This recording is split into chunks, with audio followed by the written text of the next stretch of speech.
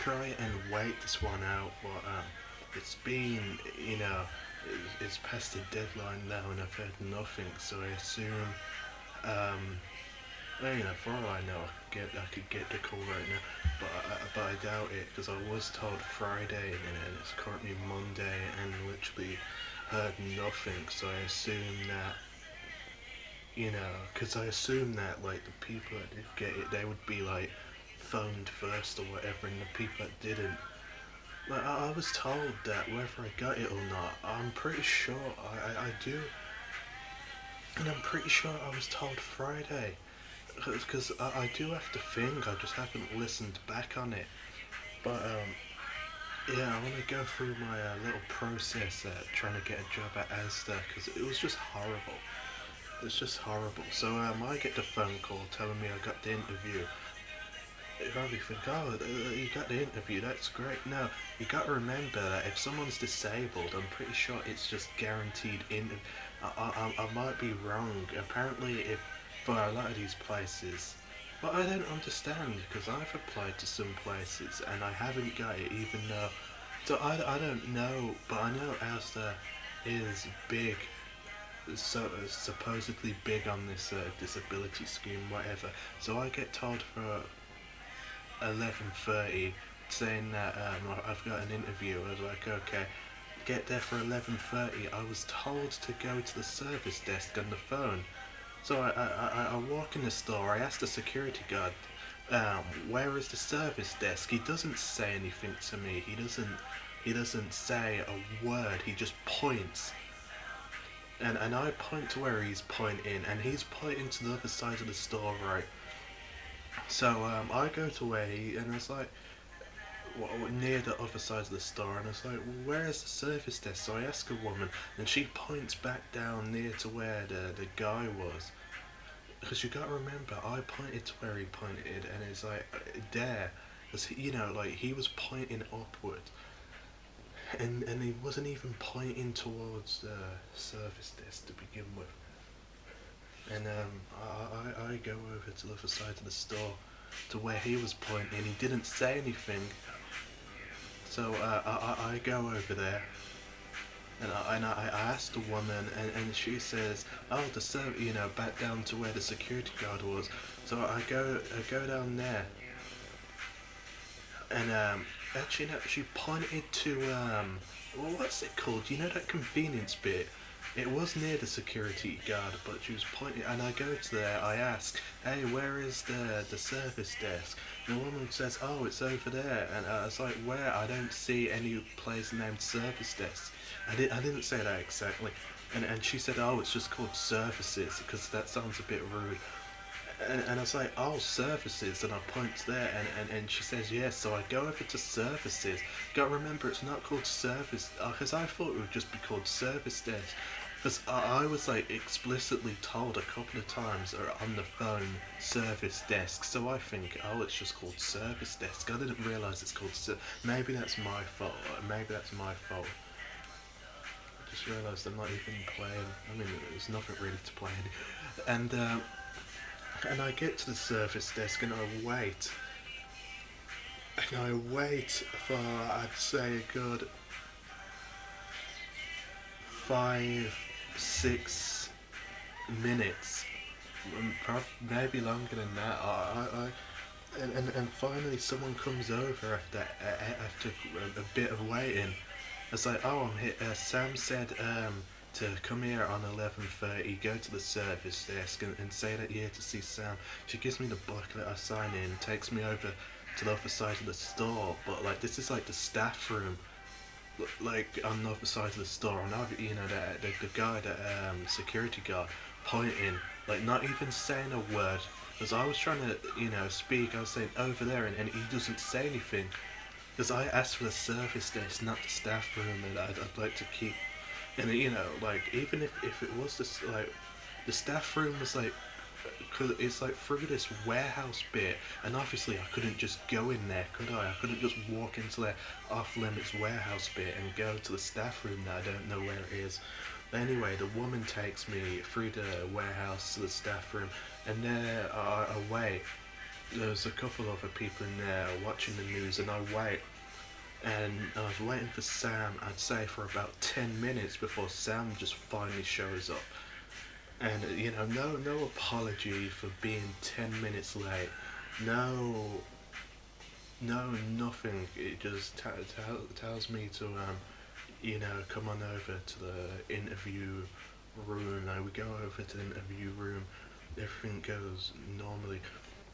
He isn't ready to say until the end, where she just starts repeating the questions.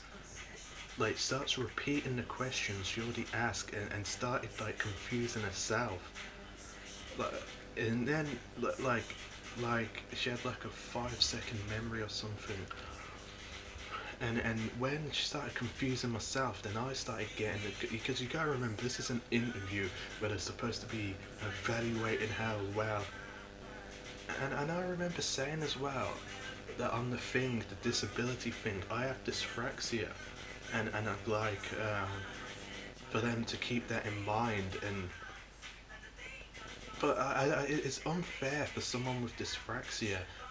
Interviews are dumb because for me, someone with dyspraxia, like, I'm not good at, like, I'm good at speaking, but like, like, what do you call, like, something spontaneous. Like, sometimes I'm not able to get my words out. Like, I like to think and like pre-plan, but you get what I mean. And I know, like, but you're probably saying, oh, but it should just be a fair process for everyone. But it's unfair when someone's normal, someone doesn't have these issues, someone can just speak off the top, freestyle off the top of the dome. While I was like getting asked all these things, and like I can't, like, I know what I want to say, I just can't get my words out. It's horrible, really. But anyway, she just starts like repeating herself.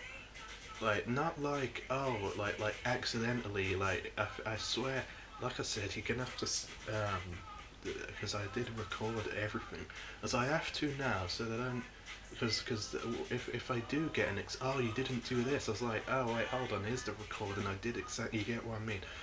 But I swear she must have asked the same question about three. It was about my passport, wasn't it? Like, can you give me your passport? I already gave it to her. Then I gave it to her again, and I swear she must have asked for my passport. Don't quote me on that. But, like, and then some other question that was literally asked just before the question about the passport, and she just looked completely out of it. Not like she was on drugs or alcohol. Like generally just completely out of it. And anyway, once the interview finishes, I go down, I say thank you. Then, uh, I forgot, when I was waiting for Sam in the staff room, staff, like, they came in, whatever, and they were staring at me like I was a zoo animal. I know, I do understand, like, obviously I'm a new person there, but they must know that they're hiring, and that there are going to be new people there, and you know, there's going to be new people there, people going in for interviews and whatever. Why are they treating me like they've never seen me before? I'm not going to play the race card either, I'm just saying this for everyone wondering. I was the only, you know, I was the only person not of their race there, and like I said, I'm not playing the race card either, but like these people, like they were like treating me like I was a zoo animal, just coming in, stopping, and just staring at me, like it was very uncomfortable, very uncomfortable. But anyway, after the interview, I go down. I'm told that I'd be told on Friday. It's currently the next Monday, and it seems like, well, whatever it is, I guess I didn't get it. It's it's just constantly, you feel like just constantly like just being set up. This as well, you gotta remember like how drawn out these. It's like I applied for View, like the fourth time now. Like I really wanted to work at View. I've applied 4 times now. The last time I applied on the 10th, and it said that the thing, like the closing date was the 12th. So that's 12 days of waiting. And that's just for the interview, like just for them to tell you if you get the interview. Then I assume after the interview for all of you, you'd have to wait maybe like a week after the like it's just ridiculous, like I can't get anything like at all. I can't get anything. And one of the things, this isn't about ASDA here, but one of the things that annoys me is that my family, they're quite successful. They run their own stuff. They'll happily offer jobs to any outsider, anyone else really, other than me. Especially outsiders, but any other family member, like they got all these things. They'll happily give people job experience and internships and all that. But me, like I'm for whatever reason, like I'm not worthy. I'm not even worthy. Like, hey, come on over, come on over. There's quite a few. Like ones, a couple are like high up, like high. They don't run things, but they're like high up. One's runs like an architecture agency or whatever. One runs a marketing agency. Like, oh, come on over, clean our toilets for £5 an hour. Obviously, that's way under the minimum wage, but I don't care. As long as I'm, you know, getting something done. I need to check my mic quickly because it's broken. Alright, yeah, it's a bit quiet, but it's still on. Hey, come clean our toilets for £5 an hour. Like I said, it's way under the minimum wage. But you get what I mean. Like nothing. I get nothing. They'd even offer my brother jobs, who's a violent. I don't need to go into all that. But if you see my other things, I've talked about him a few times, and I don't want to talk about him now. But I'm like just completely nothing, like nothing. No offers for help. No, hey, oh, I know someone. Maybe they'll be able to get you a job. Like absolutely, like if they don't want to hire me, like nothing, absolutely nothing. No help. No, like they'd much rather give these job opportunities, these job offers to complete outsiders that they know nothing about. You know, they'd rather give it to anyone else. And it is what it is, But I'm getting fed up. So you gotta remember, this is my first. I've applied to literally hundreds of places. And that's like the first interview I got since 2023. And you gotta remember, it's 2026 now, May of 2026. I think I was when I got the last interview before the ASDA one. I was 17, and it's just ridiculous. All these years of waiting only to go into ASDA, and it was just complete horrible. Because you gotta remember, like I was like decent, not decently. Like I was slightly late, and this woman was nowhere to be seen. It wasn't like I was so late that she went to do something else. Like you get what I mean? Like I really tried to speed. Obviously, getting pointed around. Oh, you need to go here. Oh, you need to go here. Like slowed me down. But like that's no excuse for this woman to be 10 minutes late, even though like I'm like you get what I mean. Like I was late, but not late enough for and then she has like a really short patience, and it's just ridiculous. Like I'm just being constantly set up.